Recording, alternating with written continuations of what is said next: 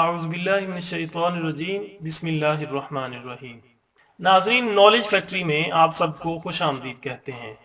آج ہم آپ کے لیے بارش کیسے ہوتی ہے، بادل کیسے بنتے ہیں اور برف باری یعنی ژالہ باری کیسے ہوتی ہے، اس سے متعلق ایک رپورٹ لے کر حاضر ہوئے ہیں۔ ناظرین، سائنسدانوں نے بادلوں کی قسموں کا مطالعہ کر کے یہ نتیجہ اخذ کیا ہے کہ بارش برسانے والے بادل ایسے متعینہ نظاموں اور مخصوص مراحل کے مطابق بنتے اور تشکیل پاتے ہیں جو ہواؤں اور بادلوں کی خاص اقسام سے تعلق رکھتے ہیں۔ بارانی بادلوں کی ایک قسم گرجنے والا بادل ہوتی ہے۔ ماہرین موسمیات نے مطالعہ کیا ہے کہ کس طرح گرجنے والے بادل تشکیل پاتے ہیں اور کس طرح بارش، ژالہ باری اور آسمانی بجلی گرجنے کا سبب بنتے ہیں۔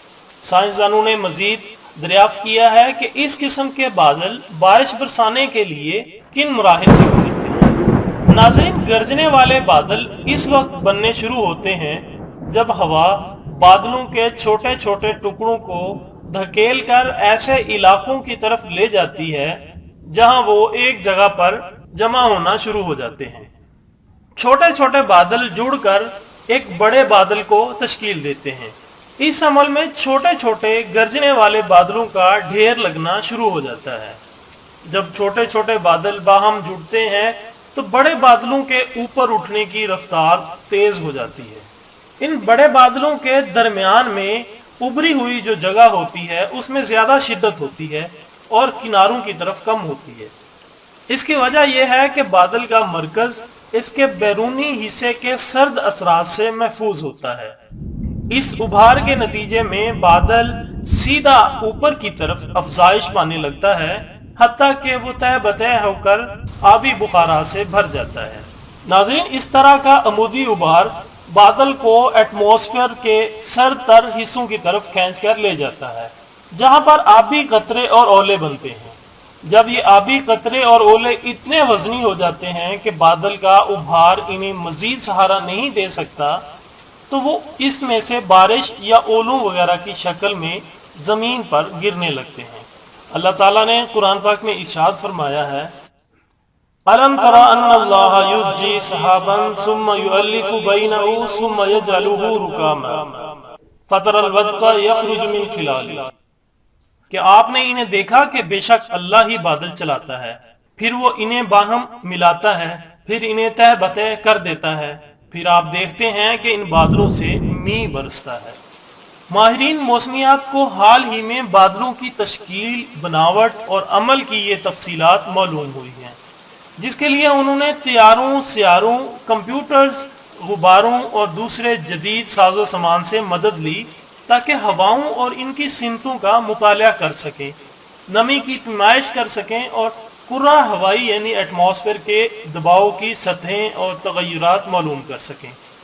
ناظرین، قرآن پاک میں بادلوں اور بارش کے ذکر کے بعد اولوں اور آسمانی بجلی کا ذکر ہوتا ہے۔ چنانچہ ارشاد باری تعالیٰ ہے، وَيُنَزِّلُ مِنَ السَّمَاءِ مِن جِبَالٍ فِيهَا مِن بَرَدٍ فَيُصِيبُ بِهِ مَن يَشَاءُ وَيُصْرِفُ عَن مَّن يَشَاءُ يَكَادُ سَنَا بَرْقِهِ يَذْهَبُ بِالْأَبْصَارِ، اور وہ آسمان سے اولوں کے پہاڑوں سے جو آسمان میں ہیں اولے برساتا ہے، پھر انہیں جس پر چاہے گراتا ہے اور جس سے چاہے پھیر دیتا ہے، لگتا ہے کہ اس کی بجلی کی چمک آنکھوں کی روشنی کو اچک لے۔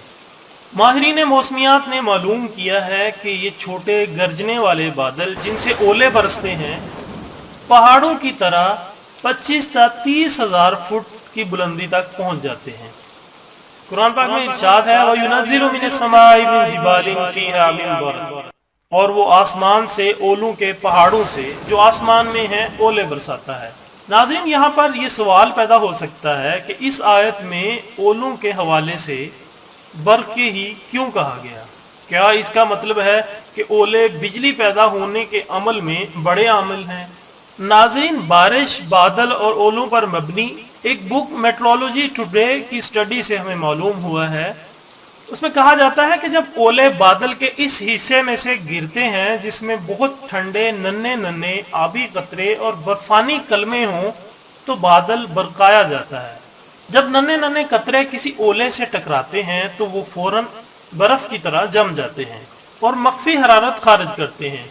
यूं हर ओले की सतह इर्द गिर्द की बर्फानी कलमों की निस्बत गर्म तर होती है। जब ओला किसी बर्फानी कलम से छूता है तो एक अहम तब्दीली रूनुमा होती है। इलेक्ट्रॉन सर्द तर बर्फानी कलम से गर्म तर ओले की तरफ बहने लगते हैं। इस तरह ओले पर मनफी बर्फी चार्ज आ जाता है और मुस्बत चार्ज वाली बर्फ के नन्हे नन्हे टुकड़े टूटकर इससे अलग हो जाते हैं। फिर ये मुस्बत चार्ज वाले हल्के हल्के जर्रात बलाई उछाल के जरिए बादल के बैरूनी हिस्से की तरफ उठने लगते हैं। ओले पर मनफी चार्ज रह जाता है और बादल के पैंदे की तरफ गिरना शुरू हो जाता है। यूं बादल के निचले हिस्से पर मनफी चार्ज आ जाता है। ये सारे मनफी चार्ज मिलकर बिजली की शक्ल में डिस्चार्ज होने लगते हैं। इससे हम ये नतीजा अख्ज़ करते हैं कि ओले आसमानी बिजली के पैदा होने में अहम आमिल है। नाज़रीन, उम्मीद करते हैं कि आपको हमारी आज की वीडियो पसंद आई होगी। अगर अभी तक आपने हमारा चैनल सब्सक्राइब नहीं किया तो हमारा चैनल सब्सक्राइब कर लें। अपना दोस्तों, रिश्तेदारों और अपने इर्द गिर्द का बहुत ख्याल रखिएगा। अल्लाह हाफिज़।